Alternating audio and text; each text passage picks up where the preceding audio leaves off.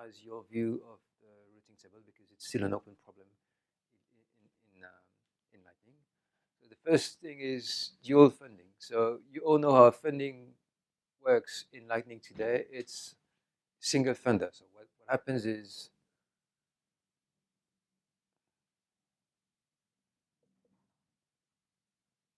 it's fairly easy.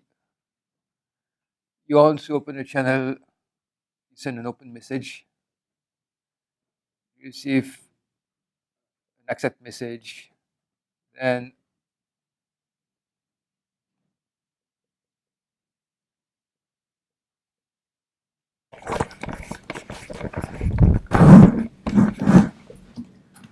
basically what you want is to be sure that you can publish your funding takes and get your money back before if the other guy goes away. So you send information about your funding transaction, you wait until the commit transaction has been signed, you check that you can now spend your funding transaction, and then you can publish it. So all the money is on one side and the funder controls the funding process. So it works very well, but there's one issue that we thought 2-3 years ago was going to be a huge issue, and it's not really. It's that all the money is on one side. So if I open a channel, I can pay, I can't receive money. And 2-3 years ago, we thought it was going to be a big issue because what it means is the network is not balanced. And it turns out it's not that much of a problem, and anyway, it's not a technical issue. The problem with being able to receive funds is not a technical issue, it's a liquidity issue.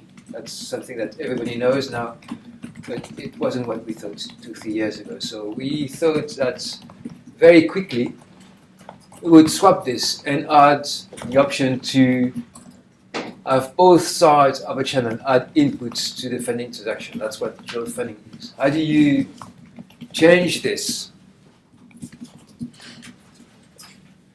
and make sure that, so it's not funder and funding anymore, it's A and B. How do you make sure that A and B can build together a funding transaction that spans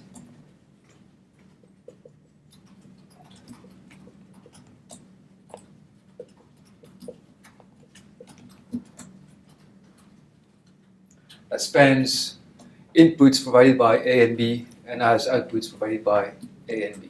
And it turns out it's really, really hard to get right. And again, the problem is not the big picture, it's the details to get this right. Basically, the first proposal that was almost 2 years ago was A would send an unsigned transaction, an actual transaction, Bitcoin transaction, to B, and B would add inputs and outputs and would sign, and A would add inputs and outputs. And it turns out that first you leak information about your addresses. If the transaction is not published, A has learned about B's UTXOs and B has learned about A UTXOs. Also, how do you make sure that the inputs that are being added to the transaction cannot be double spent?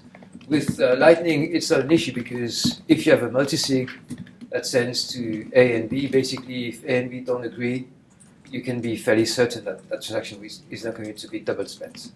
But what about this? What happens when one of B's inputs goes away? The other issue that you have is who is going to pay for the fees? How do you split the fees? Is it going to be based on the amounts that A and B are bringing to the channel? Does it make sense once you've moved money to the other side? If all the funds on B's side, does it make sense to have A still pay for fees? And if you think it doesn't make sense, well, this is what we have today, where the funders still pay fees, even if most of the funds are on the other side, but it's much easier to reason with. So there's one thing that could be used, but it's also hard to be used. There's been a proposal by Andrew Cho for partially signed Bitcoin transactions. Have you heard of it? Yeah, done. Okay.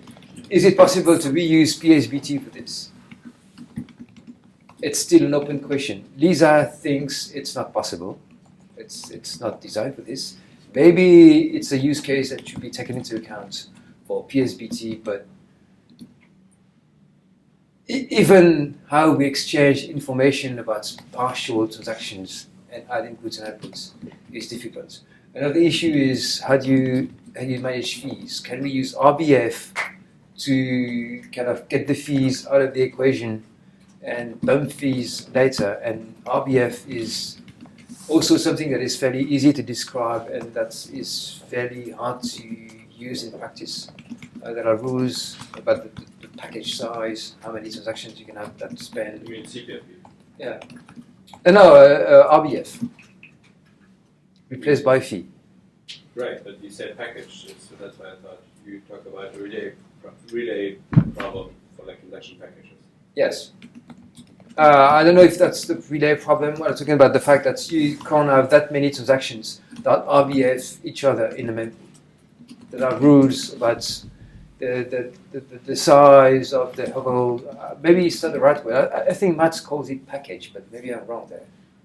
I mean, just the related transactions or packages. Yeah, if you want to RBF transactions, you replace by fee something that is in the middle. If there's no dependent, Yeah. if There are children, rules. then it doesn't really matter. But if they're children, it's more complex. You need to add fees, and you can't have 5 million transactions that span each other. But that's not going to be the case for Lightning opening channels Yes. because you actually don't want any children, right?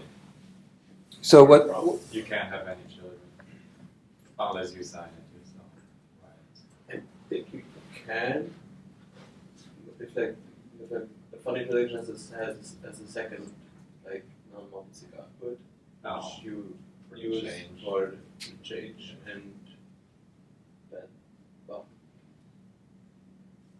So there's also a proposal to add these hook outputs on purpose, such that we can attach RBF children to. that's for the commitment. That's for the commitment transaction. That's everywhere. Wow. we have fee issues everywhere. Yeah. So But basically, L2 makes that easier, no? Yeah, slightly, yeah. Not for HLCs though. so basically, dual funding is something that looked like it was going to be very important, and I don't think it's that important now. There are other ways to provide inbound liquidity. There's Loop and Thor and what we do, and basically a lot of people are offering services where you can buy channels. You can pay them to open channels back to you, which is a way of solving the issue. And they don't even need to know your address. Okay, that's maybe something I can check with you. But suppose you have users on mobile phone. Their IP address is going to change all the time. How do you open a channel back to them? How do you think it works? No. I have a mobile phone. My IP address is going to change every time I connect to the internet. And I want you to open a channel to me. How do I do that? And you're not actually reachable from the public network. Yeah. You're native. The trick is, if A has a channel with B, Store. then B can open back a channel to A. It doesn't. Because you're multiplexing channels over the same connection. Not even that, but the funding direction doesn't have to match the connect transaction. You can open the transport layer in one direction. You could, but we could, but it's not what we do today. But yes, that's what C Lightning does. Yeah, you could also do that. But basically, yeah, because you don't multiplex channels. Right. Yeah, we do. But basically, you can reuse the fact that once you're able to connect to someone, remember that nodes are identified by node IDs, public keys, so you know who you're talking to, that the actual IP address doesn't really matter. Then you can, if this is a phone, as soon as I'm connected to B, then B can reopen all its channels to me easily. They will switch from offline to online. So B doesn't really know where to find A. As soon as A can find B, all the channels between A and B can be actually used. And that's just like connected on as a peer and not even open. A doesn't have to open the channel to B. Yes, I think that's what Christian was hinting. You don't even need to have channels. As soon as you have a connection, you can have your channels, incoming channels, online. So I'm not saying that we should not have dual funding because it will save on-chain fees. And there's something else I forgot to mention: the push MSAT. Do you know what push MSAT is? Yeah. Okay, so you can basically, when you open the channel, you can give money, and so there's the wee money on the other side, and it's something you can use to buy for things. This is not part of the Lightning protocol. It's an agreement you have with the node you're opening a channel with. But basically, you can say, okay, I will buy something for you using push MSAT, and that's what we use. One of the ways we get paid for opening channels to our users. They use push MSAT. And can you use like a pre-image style like? Yes, I believe that's what Loop is doing. You can use swaps to exchange on-chain funds for Lightning funds, and I believe you could probably do that with a setup for incoming liquidity. So even though dual funding would be nice to have, it's not that important now, and it's really tricky to get right. Basically, it's the same issues as splicing and splice out. It's not as tricky because you don't have the problem of you're changing your transaction, your channel ID, and you have a window during which your channel is not really usable and becomes usable again when the new funding transaction has been confirmed. But this was really tricky to get right. So that's why it's still an open problem. You can work on Lightning. The other open problem that is, I think, much easier to reason with because this looks simple and it's not. The other problem, I think, is much easier to understand and work with is how to synchronize your views of the network. This one, there are no hidden tricks. It's just that we didn't see all the problems when we first designed it. So again, in your view of the network, you have node enhancements. This is something we've seen before.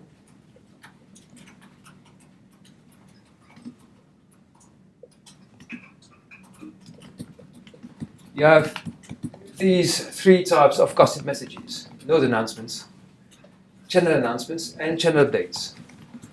This says, okay, there's a node, there's a channel, and these are the information you need to route through a channel, the V information and CLTV information. This is basically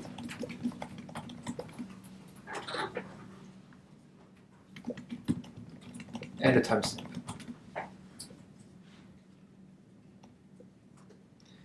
And channel updates are the only things that you actually need to compute routes.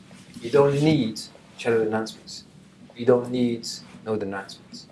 But you need channel updates. And when you build the route, you apply the fees with the channel updates you've selected. So basically, you can use channel updates as the edges of your graph, and you will use the edges to compute fees backwards. You will apply the fees backwards from destination to source when you create your onion payments. So the problem is very simple. And obviously, there's a channel ID, otherwise it wouldn't work. So what we have is... Well, you need the channel announcement to identify the endpoints, right? Because the update only has a channel ID. Yes. Otherwise, you couldn't connect the channels to each other.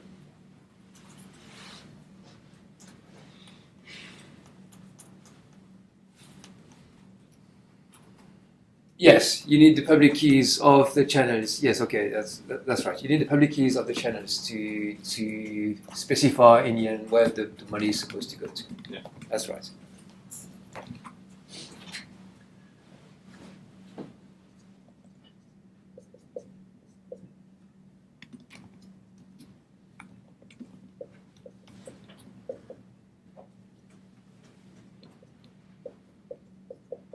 So I'm using this notation. Maybe it's not that good, but basically, when you have a channel, you have two updates: one in this direction, one in this direction. This one sets the fees that this guy wants to be paid to relay payments through the channel, and this update sets the fees that this guy wants to be paid to relay payments through the channel. So you have two updates for each channel, and it's the same. So we have number 2.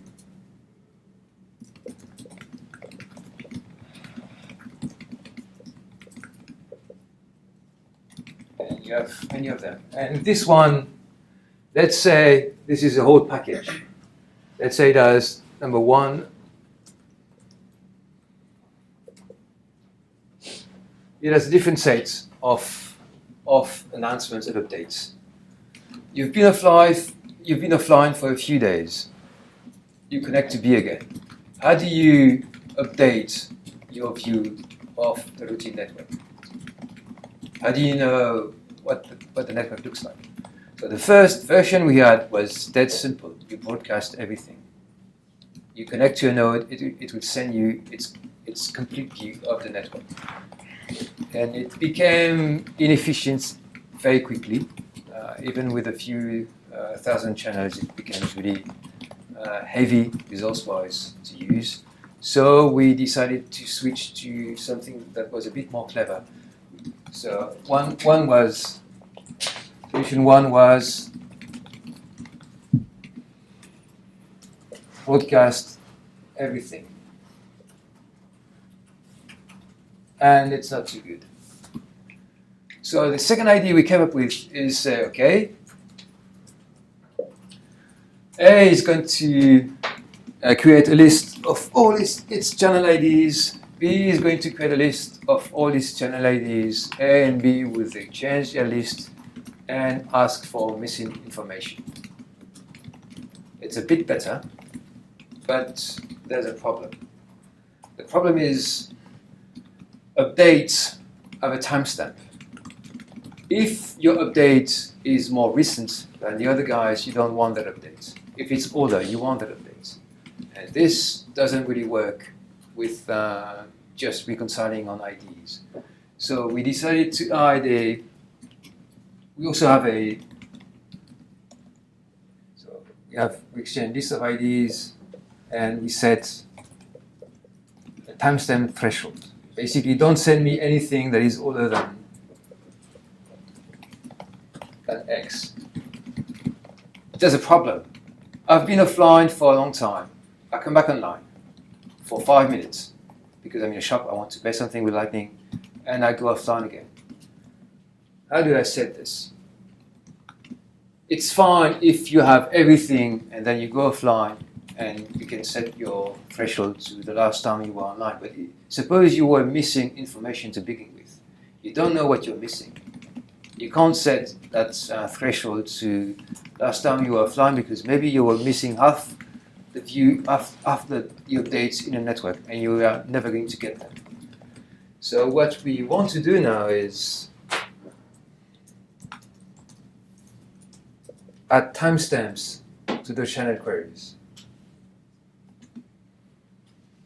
What it means is I'm going to exchange with my peers a list of their channel IDs plus the timestamps of their updates. And when I get the list, I'm going to ask, well, the information that I'm missing, and for the ones that I already have, I'm going to ask for updates that are newer than what I have. This is what we're proposing to add to the specs. It's still an open pull request. It's been open for like, I don't know, my hair was completely black when I opened it. It's almost as old as, and I think it's older than your pull request on the Onion. But it's very old. Yeah. It's going to be merged eventually. But this is what we have today.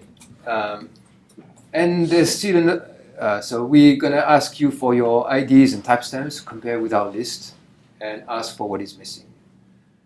There's something else that's we saw at the end of last year that is still going on a bit. It's what we call flapping channels. Have you heard of this? Have you seen that in the mailing list?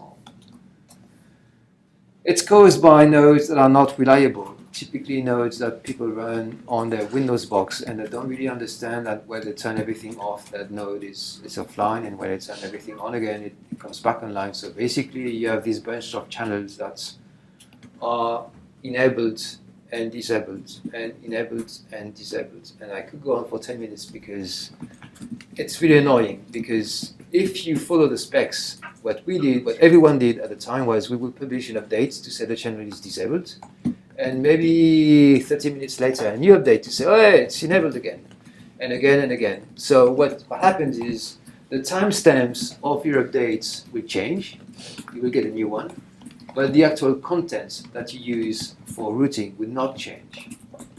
It will still be the same fee information, same CLTV delta, except it's been on and off and on and off and on.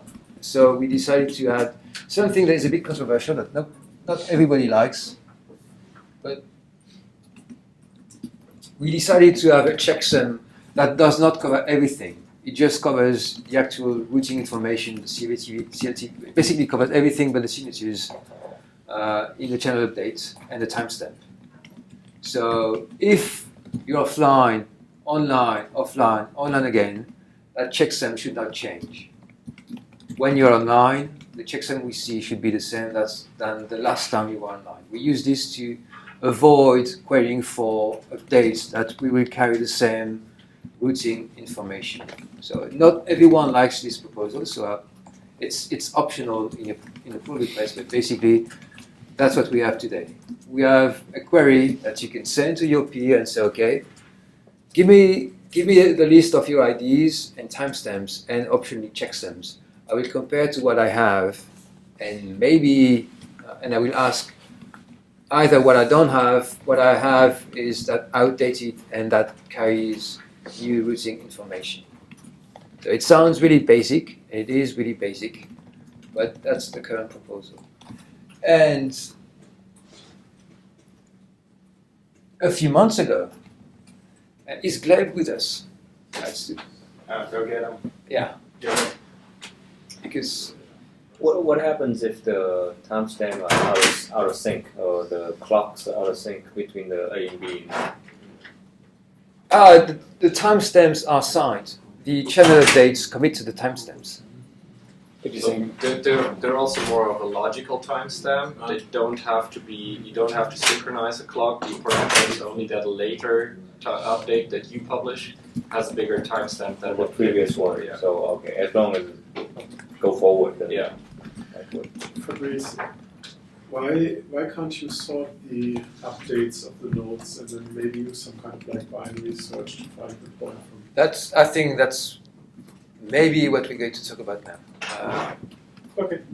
Okay, so Gleb, I introduced the problem of the issue we have today with syncing our view of the network, the routing table. And so I described what we have, the queries, and what could be done with what you've done with Minisketch. So what we propose is really basic. You have queries, you exchange IDs, checksums, timestamps, you try to reconcile, and you ask for what you don't have. And a few months ago, for a different reason, Gleb came up with the idea of using set reconciliation techniques to synchronize transactions and blocks in Bitcoin nodes, because it's a way of optimizing your bandwidth. You don't ask for transactions you've already seen. You can optimize the way you relay transactions using set. Basically, if I'm a node, you're a node, I connect to you, I'd like to have the transactions that you have and I don't, and you would like to have the transactions that I have and you don't. And Matt, especially Matt Carraro, thinks we could apply these techniques to syncing our routing table. I was not sure it was possible, because updates have a timestamp. You don't want old updates. You don't want to end up with having everything that's B knows and B having everything that A knows. It's not like transactions. You don't want the all updates. I think I disagree because for watching nodes, you want to have the whole graph. No. Suppose for the same channel, I have updates that are newer than yours. Yeah. I don't want your all update. It's useless to me. Yeah. But if we were talking Bitcoin and transactions, I would like to have your transactions. Can we discuss it now? Or do you want to discuss it later? I don't know. I don't know how much time we have. No, we can't discuss it now. But I'd like to just introduce the problem because it's an open question and it's something that I think is probably solvable much more easily than splice in, out, or dual funding. I'm pretty sure we can come up with something. How many, they're not going to be. How often do do you have any data on that? How often do channels update their feed? Well, when you say update, you mean since only the CLTV delta and the fee rates, right? Is there anything else that updates? No, it's routing information. It's not that often, but it's if you've been offline for like a few days. A lot of the network has changed today. It may get more stable, but it may also get worse because right now nobody really does anything with fees. I mean, even the new trend is to set fees to zero, but it's very possible that within a few months or maybe next year, people will start having algorithms to adjust fees, or maybe say I want money to flow through these channels right now, and maybe switch to something else. So it may get used more heavily than it is now. And even now, it's a bit of a problem. Again, our goal is to have nodes that can start routing within a few seconds after being started. Your phone, you open up your Lightning wallet and you want to be able to do payments, and you want payments to work quickly within a few seconds. So how do you do this efficiently? And basically, the idea of set reconciliation technique is you compute some kind of digest of all your elements. Your peer does the same. You exchange these digests, and you can very, very efficiently tell what is missing and ask for what is missing. So, if I'm wrong, just stop me. But no, it's still right. I think what we have with MiniSketch is you have a bunch of 64-bit hashes on A and B side of all these 64-bit hashes, and you create sketches of all your elements, exchange sketches, and you can very, very efficiently tell the difference and ask for the difference. What I don't see yet, this works very well if you have things that have unique IDs, like transactions or blocks. But I don't see how to apply this yet to channel updates, because channel updates have an ID and a timestamp. If you hash everything, the first suggestion was to just hash the whole thing and use the 64-bit hash as your elements. But then you can't differentiate between, basically two updates with different timestamps will give you two different hashes. So you need the timestamp to be a metadata of the... Exactly. So our second proposal was, okay, is it possible to extend this and add a timestamp and make the fields 96 bits? I don't get why you need to even include the updates if the data you're trying to reconcile is just a graph. So if the data but the graph is the updates. No, I'm saying if you just form on a full view of the current graph as it stands at this moment, yes, without the update, just the final view after all the updates have been applied, and then do the same on B, and then reconcile those two data sets. But that's what we're trying to do. The channel updates are the graph. Basically, let's say we just forget about channel announcements for now. All you have is a bunch of channel updates, and B has a bunch of channel updates, and you want to get the channel updates you're missing. That's what we're trying to do. And so the problem is that the timestamps, have a graph, but the timestamps could be different. The graph would be the same. Yes. But couldn't you, because you're sending it out sort of in real time, couldn't you just bin it into something that's recent, a month old, 2 months old, more than 5 months old? I mean, it wouldn't give you the exact, but it would be one way I think that you could need think. more granularity. You need more granularity, you think? Because if you have if you were offline for a month, then you'd just be interested in anybody with an update of that transaction that's greater than a month. But wait, I'm sorry. Wouldn't have to be So an exact update, maybe. if I have a channel and I announce channel number 2, and then update 2.1 where I tweak the feed to be 500 sats, and then I do update 2.2 where my feed is increased to 500 sats. Update 2.1 doesn't matter anymore. Okay, You so just I guess overrode it. my notation was really confusing. This is the update in this direction, and this is, you have 2 updates per channel.